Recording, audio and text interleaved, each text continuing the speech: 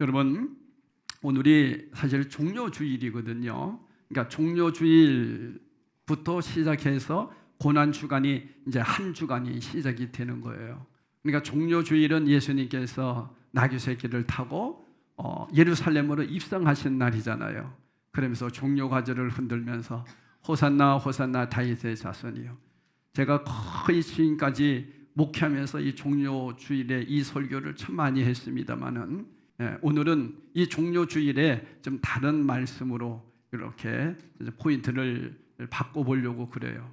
중요한 것은 오늘 인물이 나오는데 3명이 나옵니다. 베드로, 그리고 예수님을 때린 사람이 하나 나와요. 그리고 또 한 사람의 제자가 나와요. 이 3명을 여러분은 잘 기억하면서 말씀을 나누겠습니다. 우리가 정말 하나님을 믿는 자인가 아닌가 하는 것은 평소에는 잘 몰라요. 교회 안에서도 잘 몰라요. 그리고 좋은 일이 있을 때 잘 몰라요. 언제냐? 내가 건강이 무너졌을 때, 또 재물이 바닥이 났을 때, 내 삶이 부서졌을 때, 너무나 고통스러울 때, 그때가 진짜 내의 신앙을 점검할 수 있어요. 우리의 신앙은 바로 결정적인 때를 위해 필요한 겁니다. 그래서 고난이 오고 나에게 어떠한 영적인 침체기가 있을 때에 시선을 주님께 둬야 됩니다. 그러지 않으면 넘어질 수가 있어요. 이 넘어질 때에는 많이 힘들어져요. 그래서 그런 상황에서 결정적인 순간에 나의 신앙을 주님께서 한 번씩 테스트해보고 계시거든요. 그럴 때 우리는 다 이겨내야 되죠. 그런데 가장 결정적일 때 비신앙적인 길을 걷는다면 아직 나는 참된 그런 그리스도인의 모습이 아닐 수가 있어요. 오늘 말씀에 나오는 베드로를 먼저 한번 살펴봅시다. 왜 이 사도 요한은 이 베드로라고 하는 사람을 이렇게 클로즈업을 시켜서 이 말씀에 넣었을까? 바로 우리들의 모습이거든요. 자, 마가복음 14장 31절, 누가복음 22장 33절 한번 읽어보겠습니다. 먼저 마가복음 14장 31절 다 같이 읽겠습니다. 시작. 베드로가 힘이 있게 말하되 내가 주와 함께 죽을지언정 주를 부인하지 않겠나이다 하고 모든 제자도 이와 같이 말하니라. 누가복음 22장 33절 시작. 그가 말하되 주여 내가 주와 함께 오게도 죽는 데에도 가기를 각오하였나이다. 여러분 멋지지요? 자, 요한복음 13장 37절 시작. 베드로가 이르되 주여 내가 지금은 어찌하여 따라갈 수 없나이까? 주를 위하여 내 목숨을 버리겠나이다. 여러분 우리 주위에 이런 사람들 있으면 참 대단하네. 근데 여기 보면 말로만 참 안타까운 거예요. 말로만. 여러분 말 가지고 누가 못합니까?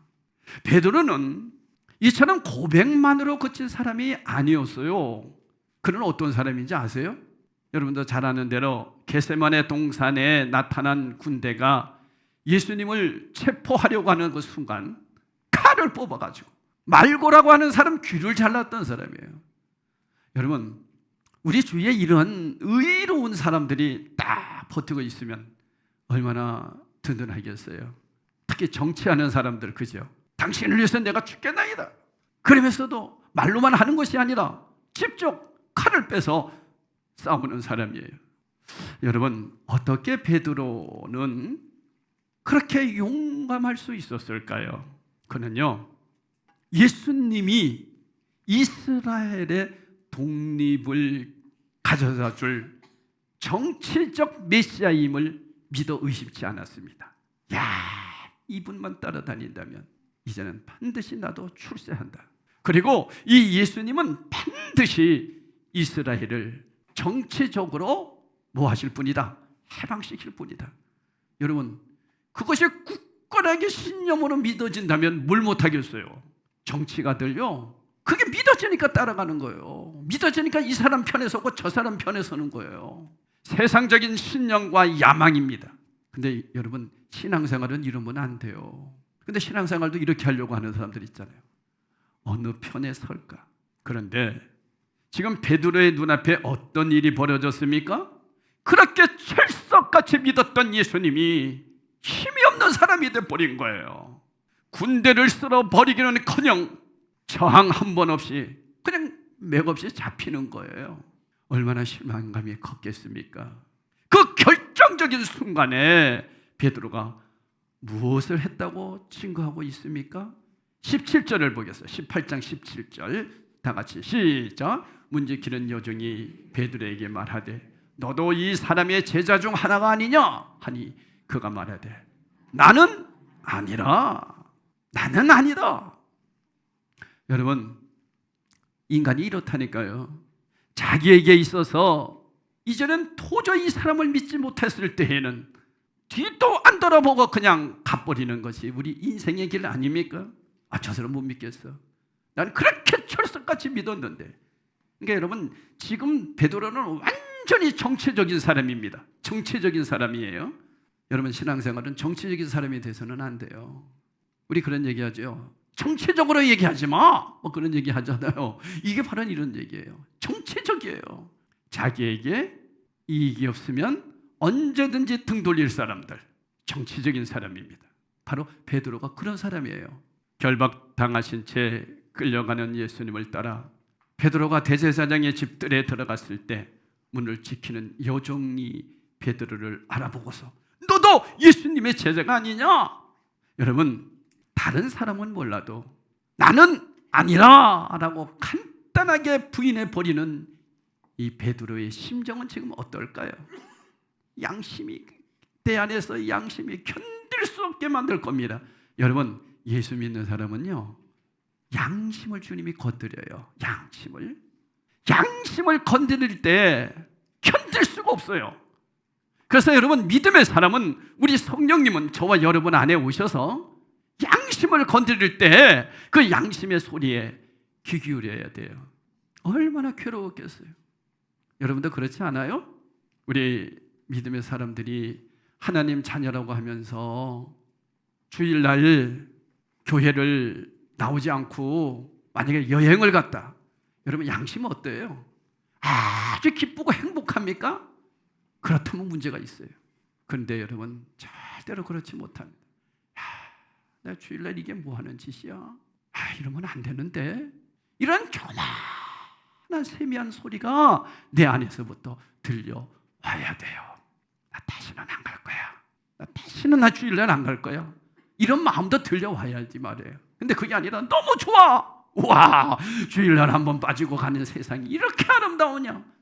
심각한 거예요. 베드로는요, 어떤 양심이었을까 한번 생각해 보세요. 어떤 양심이었을까? 견딜 수 없었을 겁니다. 이게 바로 믿는 사람들이에요. 저도요, 이럴 때가 있거든요. 괴로울 때가 있거든요. 목사가 이러면 안 되는데 이럴 때가 있거든요. 인간이기 때문에 그렇습니다. 근데 여러분, 18장 25절에 보면 또 이렇게 얘기합니다. 다 같이 우리 읽어봅시다. 시작. 시몬 베드로가 서서 불을 쬐더니 사람들이 묻되 너도 그 제자 중 하나가 아니냐? 왜 이렇게 눈이 많아요? 자, 베드로가 시작. 베드로가 부인하여 이르되 나는 아니라. 대제사장의 그 뜰에서 그는 불을 쬐고 있었어요. 숨는 것 같아도 숨는 게 아니었어요. 26절을 보면 더 기가 막혀요. 26절 읽어보게요.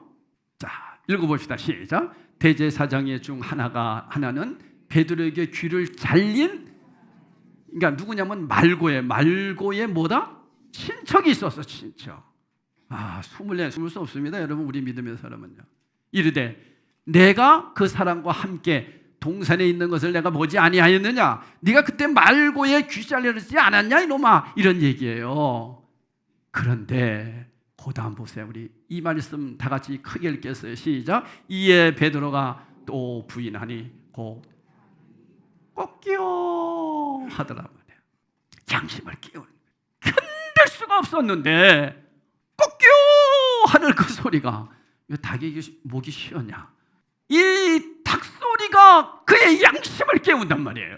그러니까 여러분, 우리 하나님은 여러 가지 음성으로 우리들에게 양심을 깨울 때가 많아요. 다른 사람을 통해서 깨울 때도 있고요. 어떤 사람은 길 가다가 돌불에 부딪혀가지고 탁 넘어지고서 주님, 내가 이 발로 뭘 잘못한가 봅니다, 이렇게 깨우칠 때도 있다는 거예요.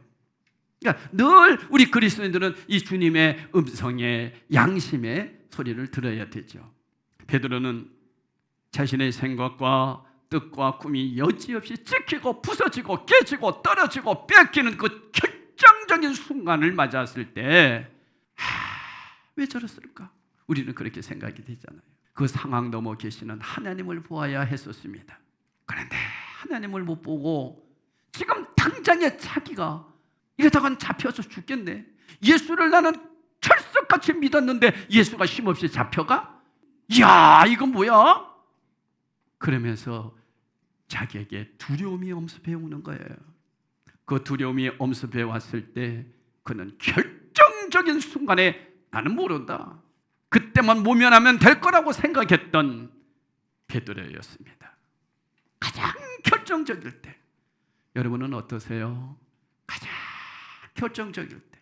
그런데 우리는 본문 속에 베드로보다 더 추악한 인간을 또 하나 만납니다. 이게 사실은 살짝 가려워져 있어요, 이 그림에서 보면. 근데 여러분, 오늘 그림에서 그 사람을 끄집어내야 돼요. 이 추악한 인간 하나 있습니다. 15절 보겠습니다. 15절 상반절. 시몬 베드로와 또 누구예요? 다른 제자 한 사람이 있어요. 이거 살짝 가려워져 있었어요. 제자 베드로를 부각시키다 보니까 또 다른 제자 하나가 이렇게 살짝 숨은 그림이었어요. 이거 찾아냈어요. 다른 제자 한 사람이 예수를 따르니, 자세히 보세요. 이 제자는 대제사장과 뭔 사람이에요? 아는 사람이라 예수와 함께 대제사장의 집들에 들어가고 베드로는 문 밖에 서 있는지라. 누구와 함께 들어갔어요? 예수님과 함께. 누구의 집으로? 대제사장 집으로. 그러면 이 대제사장이 잘 아니까 통과시켜준 거예요. 그러나 베드로는 들어갈 수 있어요, 없어요? 못 들어가는 거예요. 지금 못 들어가는 단계예요. 그 집에 어떻게 함부로 들어가는 거예요? 아니거든요. 그런데 마음 놓고 들어가는 한 사람이 있었어요. 누굴까요? 몰라요. 누군지 몰라요. 그러니까 제가 주석도 찾아보고 막 찾아봤어요. 이 사람이 누구냐?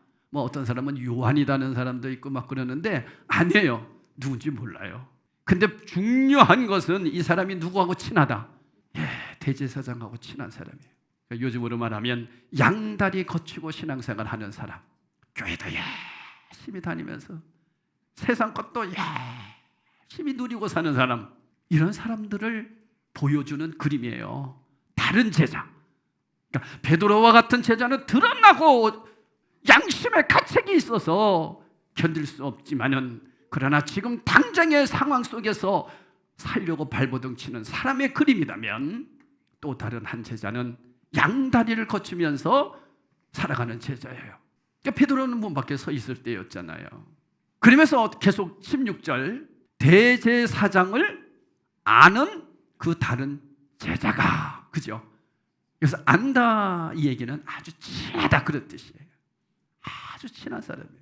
그런데 그 제자가 나가서 문을 지키고 있는 여자에게 말하여 뭐랍니까? 베드로도 좀 들어가게 해달라, 그런 얘기예요. 그러니까 그 전까지는 아직 베드로는 들어가지 못했어요. 그 안으로 예수님이 잡혀서 제사사장에게 왔다 갔다 신문을 받고 있는 그 자리에 못 들어가고 있었는데, 다른 제자 하나는 들어가는 거예요. 그리고 누구도 알아요. 여자도 아는 거예요. 종도 잘 아는 사람이요. 그 정도라면은 얼마나 대제사장과 친한 사이였을까요? 그런 사람이 제자였대요. 어떤 사람은 가룟유다가 아니겠느냐 그러는데, 가룟유다도 아니고요.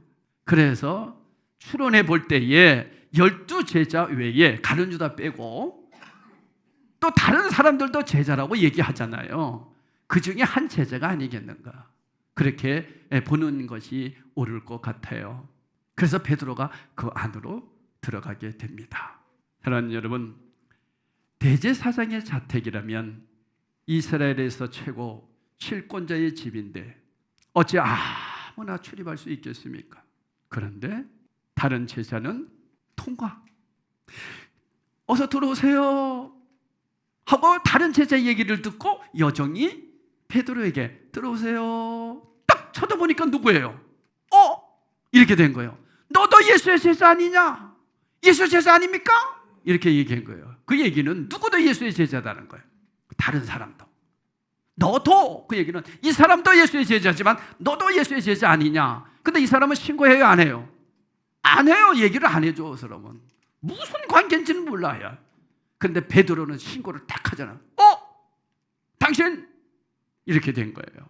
예수께서 신성모독범 국사범으로 신성모독범 국사범으로 대제사장의 집에 끌려와 신문을 받고 있는 중이라면 그 집의 하속들이 예수님의 제자들에게 관심을 갖는 것은 당연한 일이 아닐 수 없습니다.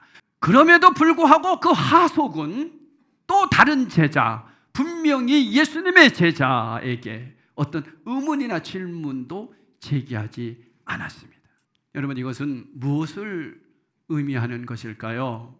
겉으로는 예수님의 제자인 것처럼 살아가면서도 내막으로는 대제사장과 내통하는 자였다 하는 거예요. 교회 와서는 예배 드리는 것 같아도 형식적인 그리스도인을 얘기하는 거예요. 여러분, 말씀을 들으면서 이 모습이 홍대 모습이 아닌가 생각해 보셔야 돼요. 저도 말씀을 전하면서 이 베드로의 모습이 내 모습이 아닌가 이런 생각을 해보고 있어요. 양다리 거치면서 안 나가자니 지옥 갈 것 같고, 나가자니 세상이 너무 좋고, 이처럼 철저하게 자기를 감추고 있는 이 추악한 제자가 누구였을까? 그냥 여러분은 그냥 한 사람이었을 거다. 12제자 말고 또 따라다녔던 제자 중 여러분 잘 아는 아리마대 사람 요셉, 또 니고데모, 이런 사람들도 제자라고 얘기했으니까 그렇게 이름이 나와 있지 않는 사람 중에 하나가 아닐까 이렇게 생각해 본다는 거예요.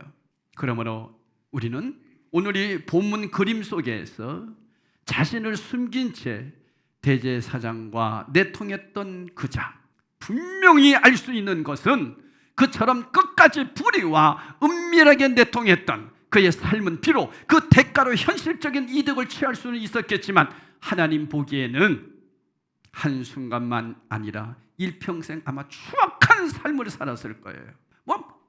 불보듯 뻔하지 않습니까? 그렇게 살아가는데 하나님의 사람이라면 가만히 놔두겠냔 말이에요. 이런 그림이 우리들의 그림이라는 거죠. 이 어리석고 추악한 제자가 바로 우리 자신 아니냐는 거예요.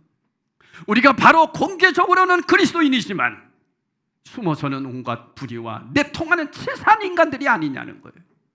주일날은 교회 와서 예배 드리는 것 같은데 세상에서는 완전히 세상 사람 아니냐는 거예요.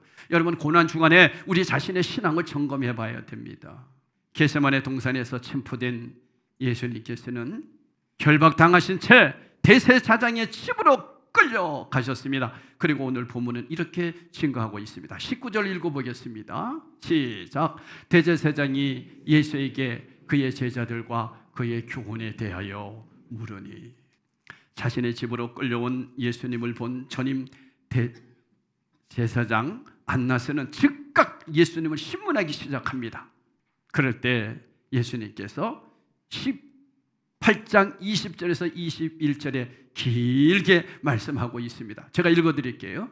예수께서 대답하시되 내가 드러내놓고 세상에 말하였노라. 모든 유대인들이 모이는 회당과 성전에서 항상 가르쳤고 은밀하게는 아무것도 말하지 아니하였거늘 어찌하여 내게 묻느냐? 내가 무슨 말을 하였는지 들은 자들에게 물어보라. 그들이 내게 하던 말을 아느니라.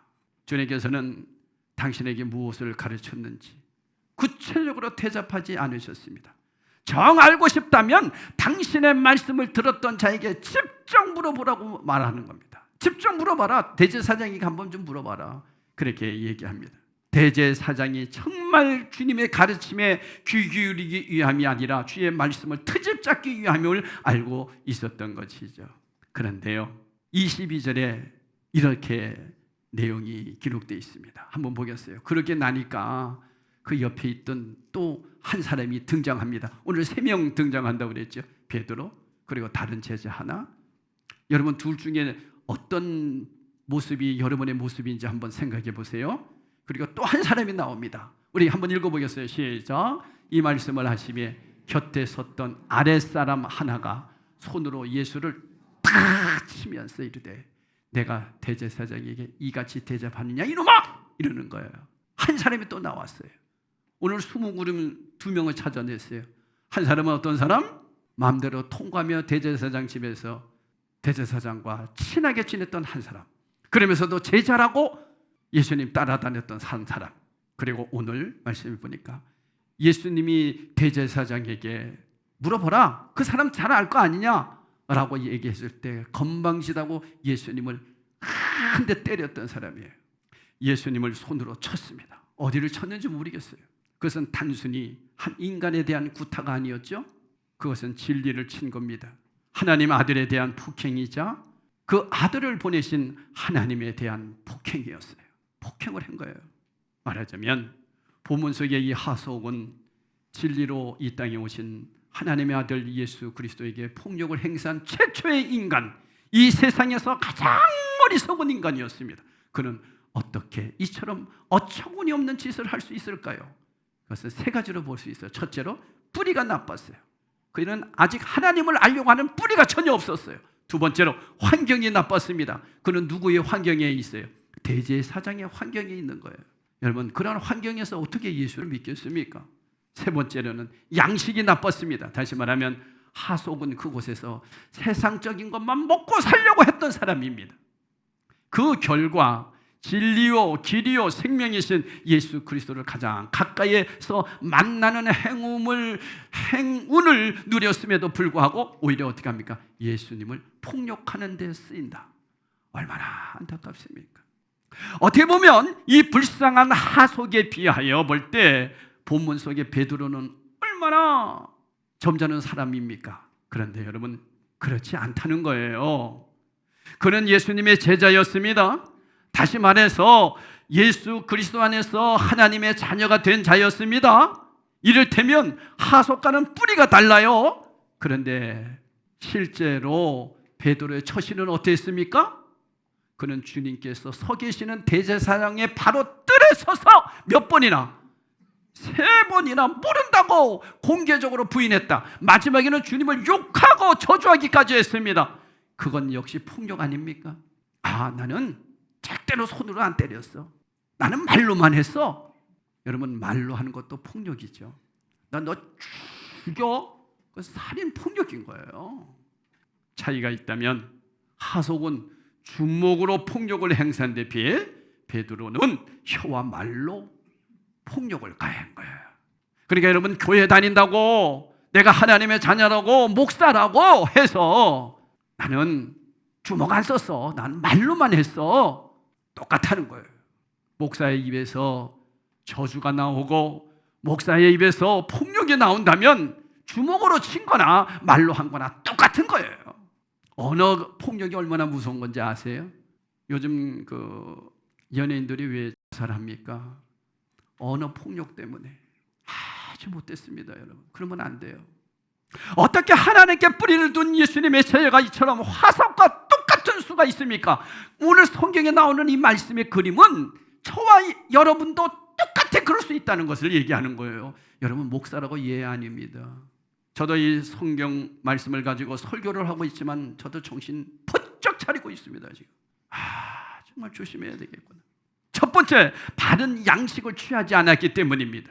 주님께서는 이전에 여러 번이나 대제사장들과 서기관들과 장로들에게 고난을 받고 돌아가실 것을 예고하셨잖아요. 그렇다면 베드로는 그 말씀을 믿고 삼켜야만 했습니다.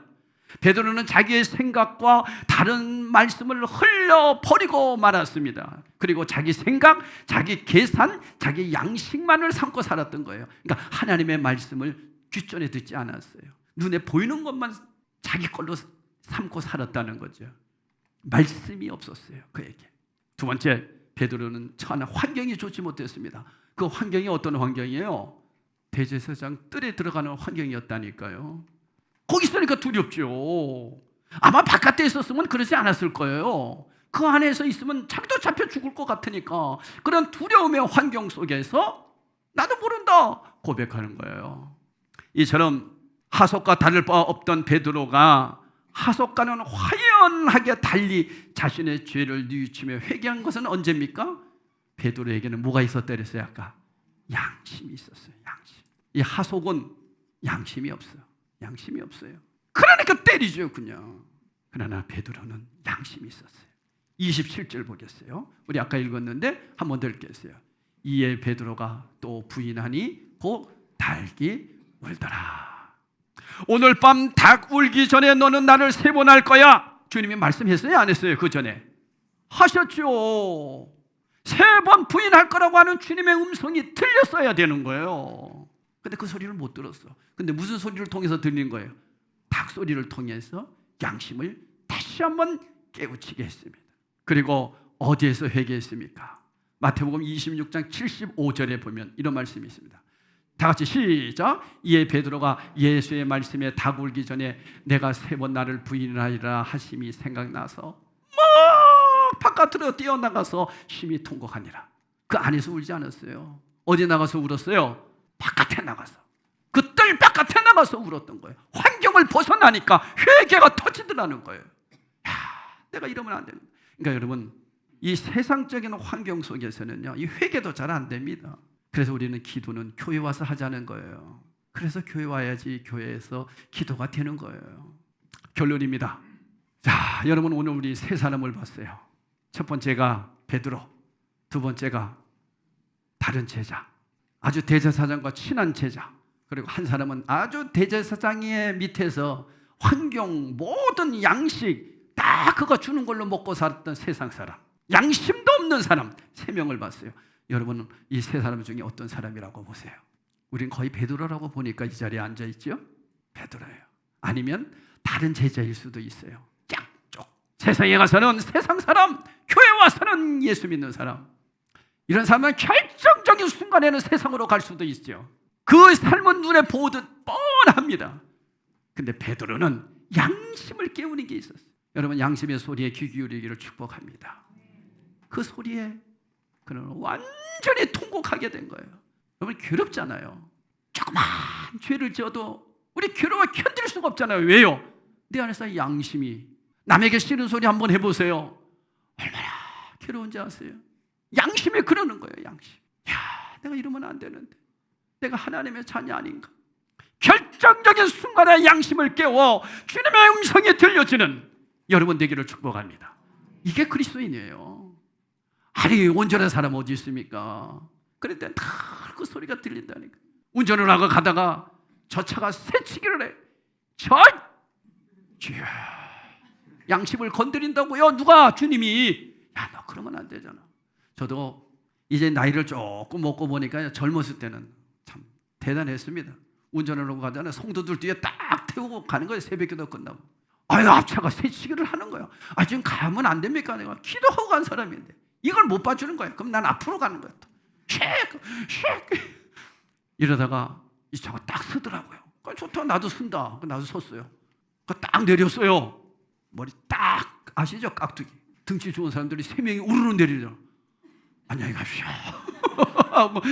제가 개척 때 그랬어요. 얼마나 창피한지. 우리 성도들 뒤에서요. 아무것도 못해. 우리 성도들이 뭐라 그랬을까요? 너도 목사냐?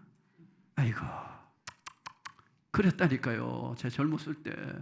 제가 많이 죽었어요. 그렇게 죽기까지 하나님이 얼마나 나를 다룬지 아세요? 얼마나 센 사람을 내 주위에 보챘는지 아세요? 나는 왜 그런지 몰랐어요. 왜 내 주위에는 이런 사람이 있는다고 생각인지 몰라요. 목사님들도요, 나를 자꾸만 괴롭히는 목사님들만 주위에 있는 거예요.